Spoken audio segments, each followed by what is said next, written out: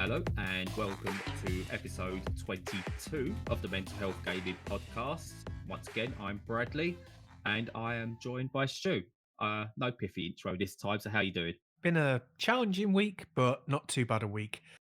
So I'm being made redundant at the end of July, as I've already mentioned on the show. So there's a lot of life change going on there, and I've been looking around, tidying up my current job and looking for new stuff, and I applied for one yesterday. So yeah, it's obviously a challenging time and brings new stresses, but at the same time, there's just a little bit of excitement creeping in about the thought of a new career, which is nice to have. Yeah, it's a weird time to be looking for a job, but also knowing that you're going into possible new careers on a new horizon and things are going to be different from what it ever was anyway. So, yeah, I can see where the excitement along with trepidation would come from. Yeah. But as usual, we do talk video games, so we'll start again with you. Have we been playing something other than Halo? I have, but I'm going to start with Halo.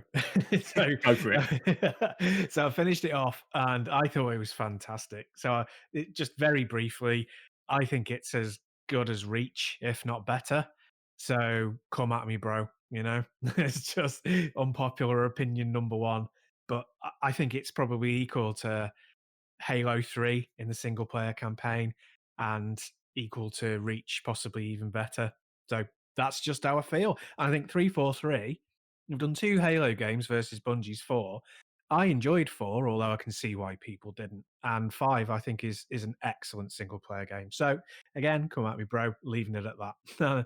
Other than that, I've been playing Gears Tactics. I managed to jump back on that after completing a few games for review and still really enjoying that. It gives you a little bit of a mental workout, but still feels like an action game. So, yeah, really enjoying that as well. What have you been playing? No, that sounds good. I've been playing two games on either end of the scale, really. And I'll start off with Burnout Paradise, which is what now, a decade old, 12 years old, the original game, and has seen Yeah. various remasters, re-releases, Game of the Year editions across everything. It's now on Switch. Do you know what? Yeah, that's held up really well as a game, and the Switch port is absolutely excellent. Uh, but obviously, as we know, there is a little bit of controversy around the Switch release, and that is to do with the pricing. I'm not going to defend EA here, but I'm going to see it from their point of view. Obviously, making a Switch port of games isn't just a case of pressing a button and here's your port. Work needs to go into it. So I get from their point of view that they need to make sure they make money back from it. So they've probably done the numbers, worked out what a minimum is, and then obviously they want to maximize their profits. So, but the £45 that you can get it for digitally is too much for a game that's that old, and you can get remastered for less than £5 if you to even take 10 seconds to look around. Oh, Um, it before, is. Go yeah. on. Sorry to jump in, but No, go for it. before you mentioned the price, I didn't know how much it was, and I had in mind 1999. So to hear 45, I think that sounds exceptionally sky high to me. Yeah, so when you consider you can get the Bioshock Remastered Collection for about that price for all three games, or you can buy the games individually for £16 each via the Nintendo eShop. The same with the Borderlands collection, you can get those individually at slightly smaller prices, or the whole bundle for about the £45 mark. This does seem really expensive. I mean, it's a big game. Like, there's no doubting there's many hours of entertainment there. But yeah, £45 is ludicrous. And it is a shame because playing it again on the go has been an absolute joy. I forgot how much I enjoyed that game. And I know a lot of people didn't like the deviation from the old way of doing Burnout to this open world style. But going back to it, it's just so much fun to play. It's got all the licensed tracks in it. There may be a couple missing, I couldn't tell you, but it just seems like it's got all the licensed tracks. It looks really good in handheld. It's absolutely fine in docked as well. I don't think I've had any moments where I've not been able to see where I'm going. And when you consider that the last handheld Burnout I played was probably like Burnout Legends on the PSP, then we've come a long way. We have come such a long way. It's a full console release on a handheld, and it is just so good. But that price is a sticking point. 20 quid, £25 even would have been the sweet spot. They would have sold bucket loads of that game at 25 quid. 45, even as someone who is really enjoying their time with it, I can't say to people, go and get it. My advice is wait for a sale. Mm. I It's almost it's want a them to fun. do what. God, Sorry, it's going to be my podcast for interrupting by the sounds of it. But no, go for it. I was just going to say, when they normally price things that high, it's to tempt the whales, WHALES, to buy the game, break the back of the investment that the publisher has put into it, which, to be honest, I can't see being that big for a 10-year-old game. So to price it, but when anyone who was probably interested has picked it up on, well, several generations of consoles or PC by now, that price seems particularly egregious. It's like, what were they actually thinking? Do they think that they will sell enough at that price to not spoil the market? I mean, what do you think as a marketing standpoint? What do you think about it? I honestly don't know what the idea was behind it, because I can only see a remaster of a game such as Burnout is only going to get diminishing returns with every subsequent release.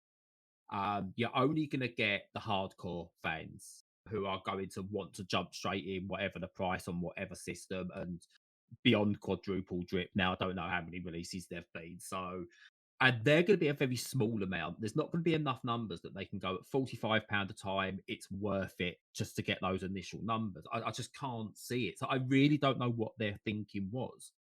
And at £45, the message that's sent and the reaction to it, I don't think you're going to get many newcomers to the title because of the negative press around the pricing. So you're not going to get those. I really, really don't know. And it's a shame because it is such a good port as well. Everything about it is absolutely spot on.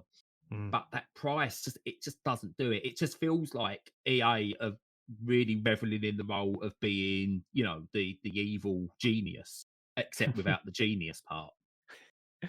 Definitely. Yeah, it's almost as if they announced, I don't know, like a, let's say, Hollow Knight remaster and said it was going to be 30 quid. Who would buy it?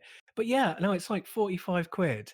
And you think, like, if I was in the marketing department for them and I had this game, which is a great game, it still looks really good today, even if you don't do any remaster on it and you just port it with whatever the equivalent highest PC settings were at the time. And you said, okay, well, we've got nothing else coming in this franchise, 20 quid, and then we'll grab all the people who've got nostalgia for it. Or you could go, we're going to reboot this franchise and we're going to tease that there's a Burnout, I don't know, floor slam, Yeah. pedal metal coming out in a year's time. And we'll charge 30 quid for it because there's going to be an upsurge in interest. So I can see those scenarios working, but the one that we're in, no, I don't see that working. I think that'll be on sale really soon, I think. Oh, yeah. And what's a shame? Well, what's going to be really interesting, actually, it's not a shame, is they've announced a remaster of Need for Speed Hot Pursuit, which is, everyone knows, the best Need for Speed game. And that is getting a remaster on Switch, PS4, Xbox One. I'd say most likely probably coming to Xbox Series X and PS5 at some point as well. Now, what's going to be interesting there is the pricing around that one. Have they just decided with Burnout to just take advantage of the Switch tax and get away with it there? Or is this testing the waters for how they want to price the likes of Hop Stew and further remasters? Because I can't see the Xbox and PlayStation only crowds going in for a 45 to £50 remaster of Hot Pursuit if it's only what the Burnout Paradise remaster is, which is just it looks a lot nicer, runs the same, just looks a bit nicer. Yeah. So yeah, it'll be interesting to see what happens with that and how much more expensive the Switch version is compared to the console versions. That's a really good point. I think that is, really interesting to see where it ends up. And also, my final thought on it is, I bet you they're thinking we're going to scrape as much from the lockdown boredom situation as we can for Switch releases before, you know, things get back to quote unquote normal. Yeah, and people are going to have less money after lockdown, bizarrely enough. The boredom's not going to be there. Now, whether that's now because we're being led into that, or whether that's after a second spike and back end of next year or whatever, I don't know. But yeah, the money's going to dry up for people. The boredom's going to change. It's not going to be there because there's going to be activities to do, and games aren't going to be as in demand, I don't think, for the non-gaming public. Yep. But on the flip side of all that, I've also been playing a game that I don't want to speak too much about. I'm going to try and avoid all story-based stuff. But I've been playing the Almost Gone on Nintendo Switch, and that's also available on Android and other systems as well. And that is a very minimalist point and click adventure where you are presented with loads of little rooms and areas that are presented like almost dioramas. And it's a story about love, loss, mortality, and mental health. And it's told in a very interesting way where the story just unravels as you go. And I don't want to go into the story at all because I think people need to go in blind to this game to get the most out of it. But it left me in tears at points, especially around the mental health stuff. But yeah, you kind of work your way through a series of different diorama style rooms. You get your usual here's a something you must solve. Now you need to find a couple of clues, pick up a couple of items maybe to solve that clue and move the story on. And what I found I really liked about it with the minimalist style was a lot of point and click adventures I get really confused in. I get completely lost, especially when they have this idea of here's this really obtuse way of solving something, but it needs to be that damn specific that if you miss something that far in, you're going to have to go back through it to do it to get the right item. And that they've always put me off, or they've just been so mundane. I just can't get the story; just doesn't sink in. So with this, it's quite clear what you need to do. The small rooms make it that you can concentrate on one thing at a time, and it allows the story to breathe and to sink in because you're not being overwhelmed at any point. And it is just an utter joy to play. It's fairly short, just a few hours long, but boy, will it leave a mark. That sounds good.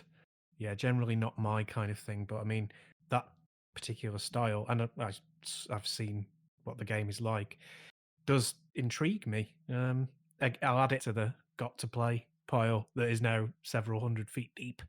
Yeah, and I will say I'm not a point and click player, but yeah, this really held me. This is special. Cool. I've also been playing West of Dead this week on Game Pass. Right, yes. And yeah, I'm going to be reviewing that one, so I won't go into it in too much depth. But it's like a roguelike. It's very particular. So it's a roguelike. It's set in the Wild West, but a purgatory version of the Wild West, and it's voiced by Ron Perlman, who played Hellboy in 2 films, and it's very Hellboy style. So Mike Mignola, the guy who did the comic, it looks exactly the same as that, and you could even reskin a lot of it and call it a Hellboy game. Yeah. But what you're basically doing is wandering from room to room in purgatory that are styled after, Wild West settings and shooting people in the face. And it's kind of weird. It's isometric, and you pick up weapons, and they're gradual iterative improvements on the weapons that you have, and they're just like 6 shooters, shotguns, rifles. And I'm undecided as to whether it's a good game or not, which is unusual for me because normally I make up my mind really quickly for good or ill. I'm still on the fence because it does lots of things right, and it does lots of things maybe not wrong, but in a way it's a little bit misjudged or even mediocre. So it's the balance between the moment to moment action, which is surprisingly slow paced and considered, and it's more about sort of tactics and positioning and sort of slow reloads and making sure that you're in proper cover than it is wham bam blasting away. But at the same time, that sort of scaling up of your power so that you feel more accomplished is very, very slow, which is a little, it's an aspect of roguelikes anyway. But even in by the standards of roguelikes, you do not progress very quickly. So I must have played about 6 hours worth, and I've not had anything that makes me feel like I have the upper hand, even at this point. So it's reasonably punishing and difficult. That's not an off-putting thing for me, but I'm still unconvinced on the amount of variety the game's got. So at the moment, yeah, it needs a few more hours putting in, and I'm on the fence. But it's got lots of good stuff. If you've got access to it on Game Pass, definitely give it a go. I'm not sure whether I'd advise paying for it outright yet, but we'll find out in the review. So the one question I've got in a lot of the marketing on the build up to it, how much does it become Ron Perlman the game? Because that was a lot of the marketing was, hey, we've got Ron Perlman voicing this game, but I wasn't actually sure what the game was. All I knew is it was Ron Perlman. No, it's really good. It's really well done.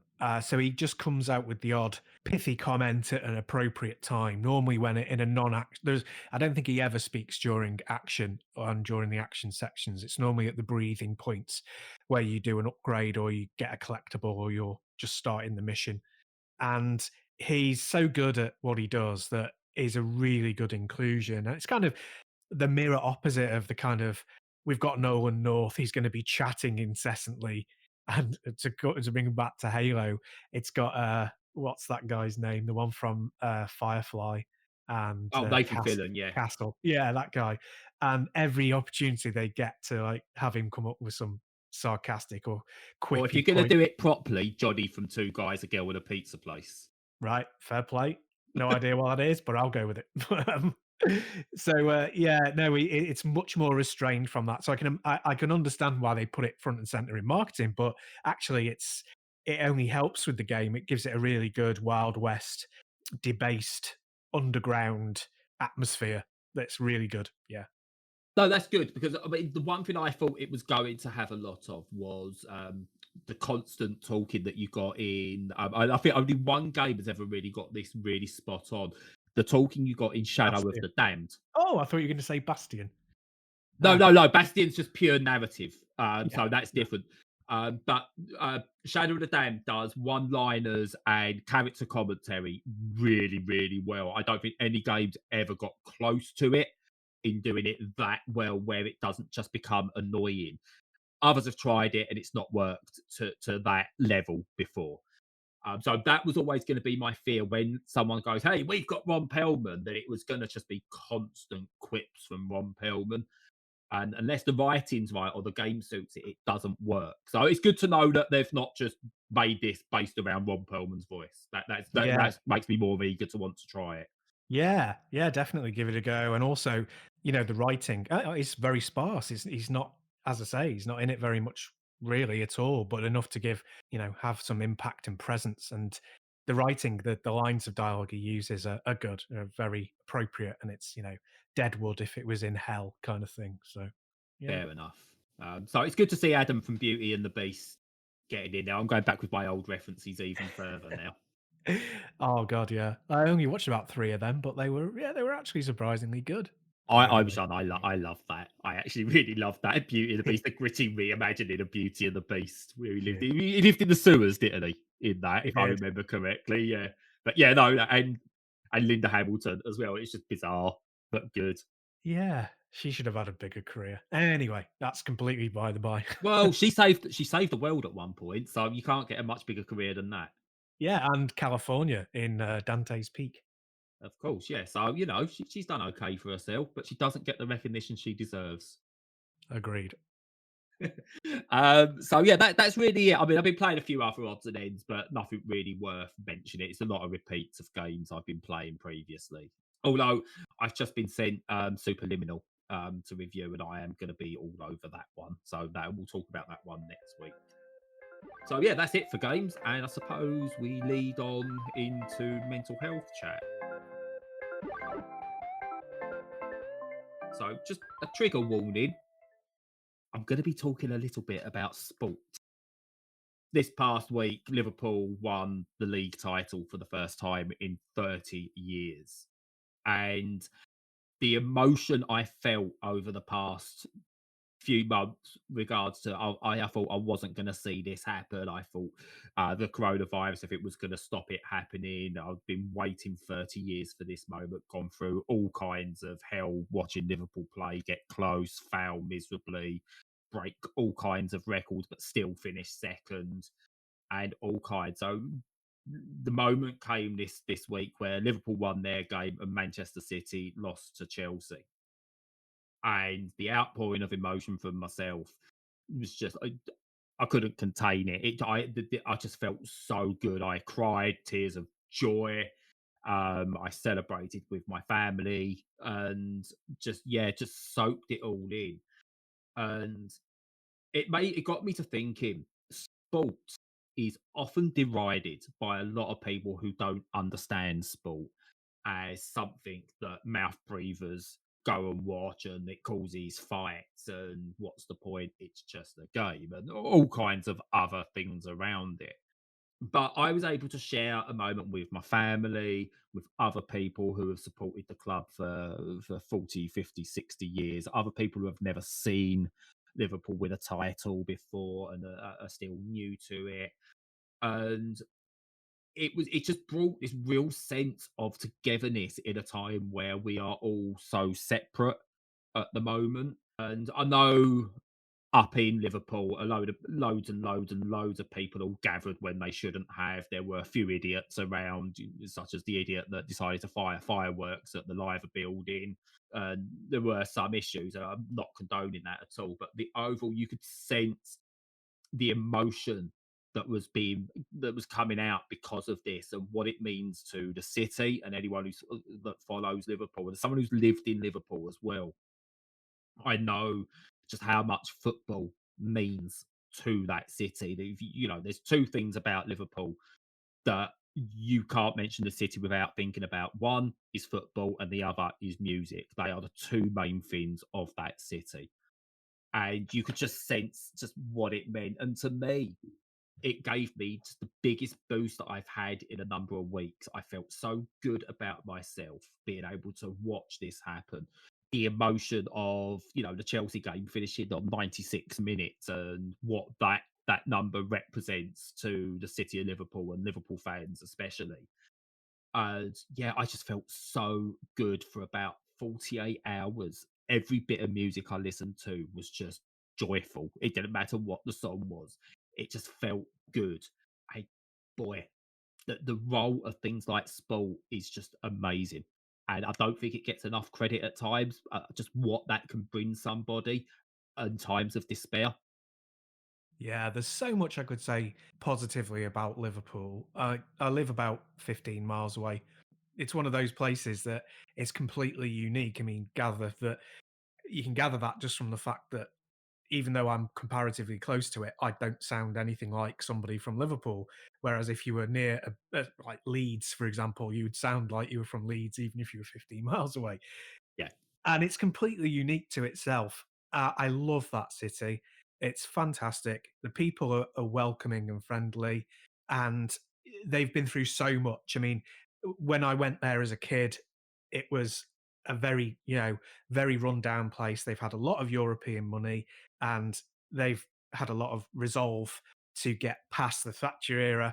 And I'm trying to condense like 30 years of history into a couple of sentences, but it was one of the leading things that demonstrated to me how important being part of the European Union was. And the Liverpool people have thrived since then, since that injection of cash and support, but have always been massive, passionate fans. They were determined to be to recover from the likes of Hillsborough and not have it define them, but also to seek justice and for sport to be a positive thing in the community forever. And they've succeeded with that. And to have such a fantastic manager, who I think everybody who isn't even into the sport appreciates and likes, and for his attitude to reflect the attitude of the people in the team and to succeed in the way that he has. It's just one of those things I think that brings pretty much everyone except the most stupid diehard football, yeah. antagonists, brings everybody together. And I'm not really into footy anymore, but even I was delighted that they won it and delighted to see it as well. Yeah, and you sense when something like that happens, and I heard a couple of people locally. I mean, I live down in Essex now. I heard a couple of people locally going, "What's the big deal?" Because there was fireworks set off here just after full time, And it was someone put on a local group on Facebook, why on earth are people setting off fireworks? And my partner, she put Liverpool have just won the league, and she got all kinds of abuse from people around there going, "Why are you setting off fireworks?" I went, I'm not, but I'm just giving you a reason as to why. We've now got a flag hanging out the window and stuff like that. We've really got into it for the kids. And people don't understand what this means, why this is so important to the people of Liverpool and Liverpool fans, and especially now. It's felt like we've had everything thrown at us to stop us winning the league. We've overcome probably the best squad ever assembled in football in this current Manchester City team. We've overcome them and left them completely by the wayside. We've managed to, overcome coronavirus, which loads of people were joking at one point. That's the one thing that's going to stop Liverpool winning the title. And at one point, it did actually feel like that was going to be the case. And where we've had 3 months of mainly despair and everything being turned upside down, to finally have something to celebrate just felt so good. And yeah, it's. I mean, I wish I was still in the northwest because of it. Because I don't know. Obviously, everyone's in lockdown. I don't know if you felt where you are, even out of the city, that there's been almost like an uplifting attitude in the last few days or anything like that. But that's where I am. Even when you see other Liverpool fans, you got where you there's like a knowing nod and things like that. Everyone seems to be a bit happier. It has that transformative power, I think. 'Cause like I say, there's always a few who won't get on board because they're far too tribal, but for Yeah. most people, it's an uplifting experience. And yes, I think it has been a lift for the country. It certainly feels that way to me. Yeah, and the other reason I wanted to bring it up, I wasn't going to originally because it is football. It doesn't really fit in overall with what we generally talk about. But the one reason I wanted to bring it up is a few years ago, probably not long before Jurgen Klopp took over. Actually, I was in a very dark place mentally, and I was really contemplating ending my own life. It was just before my daughter came around and things like that. But I was in a very, very dark place. But then one of the things I think with Jurgen Klopp and seeing the upturn with how Liverpool were playing, there was a sense of, do you know what, we might win the title one day under this guy again, and I want to see that happen. And it kept me going. And then that got me thinking recently when I looked at those moments, and this is what the power sport has that I don't think many other things have, is they can bring you from the brink in other ways because it is tribalistic, but that tribalism that you see is also a community. And a lot of football clubs, doesn't matter where their politics are and things like that, whether, certain clubs are more towards the right or, like Liverpool, where they are such a left wing club. I'm surprised they play anyone on the right wing of a football pitch.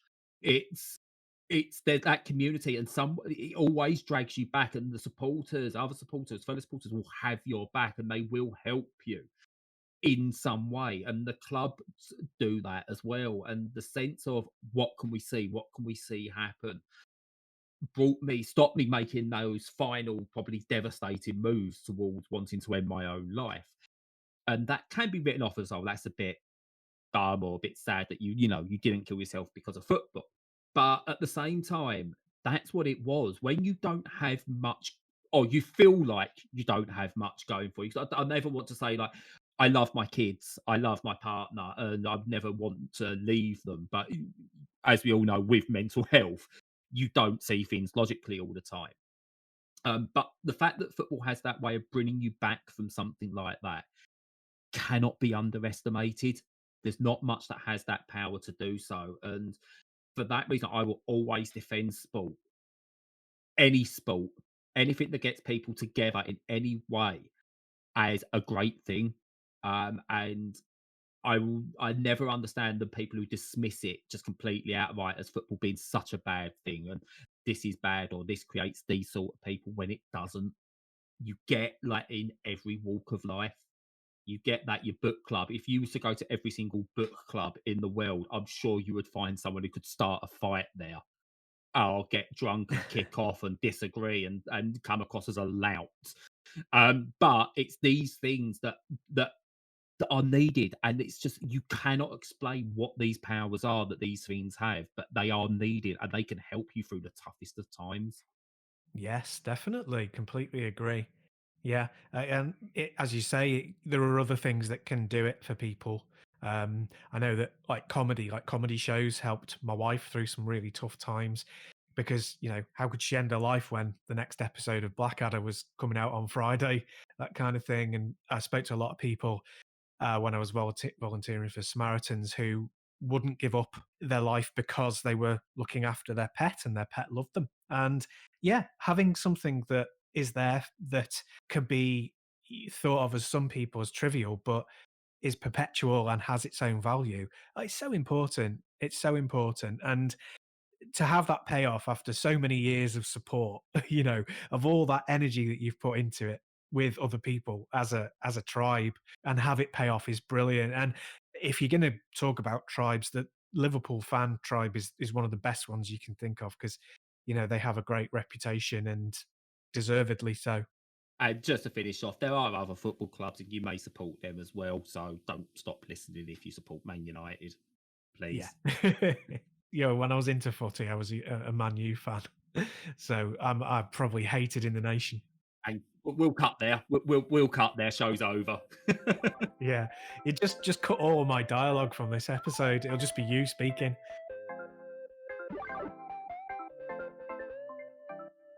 I want to end on a positive for me and for everyone involved with this site. I got a message through that advised us that we have been listed as a resource on the JAGX space for mental health and neurodiversity. It's an internal resource for them, but we are now a source. And people can, are obviously listening to the podcast, and it is having an effect. And it really knocked me for six that something like that is happening. But it's for me, just everyone who's involved with with the podcast, the site in any way, shape, or form. That obviously a thank you to show that what we're doing is having a good effect. But yeah, just to sign off from it, as usual, you can get us on Discord if you want to chat about anything around mental health, around just going on in the world, around video games, or anything. Even if you just want to rant about something, someone will listen. You can obviously find us on Twitter, Instagram. I'm not going to lie, we're mainly on Twitter because I really don't get the whole social media thing with the others. And if you do want to support us, you'll find links to Coffee and Patreon. We'll look at working out how to do Patreon a bit better down the line so that you actually get some benefits from it if you do support us.